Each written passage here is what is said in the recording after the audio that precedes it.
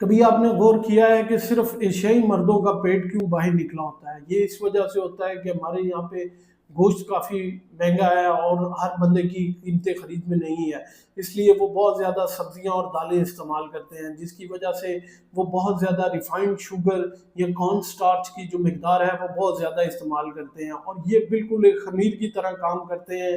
یہ آپ کو بہت زیادہ جو ہے پھلا دیتے ہیں، جس طرح خمیر فرمنٹیشن کر دیتا ہے بہت زیادہ، اسی طرح یہ بھی جا کے جسم میں آپ کے جسم یا پیٹ کی فرمنٹیشن یا اس کو بہت زیادہ پھلا دیتے ہیں۔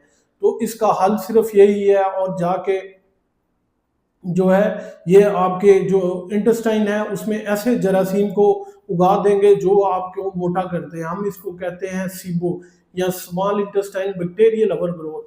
اس جراثیم کو ختم کرنے کے لیے آپ کو اس کو مارنا ہوگا۔ مارنے کے لیے آپ کو کارن سٹارچ، ویٹ، چاول، پوٹیٹوز اور اس کے علاوہ ریفائنڈ شوگر جو ہے اس سے بہت زیادہ پرہیز کرنا ہوگی۔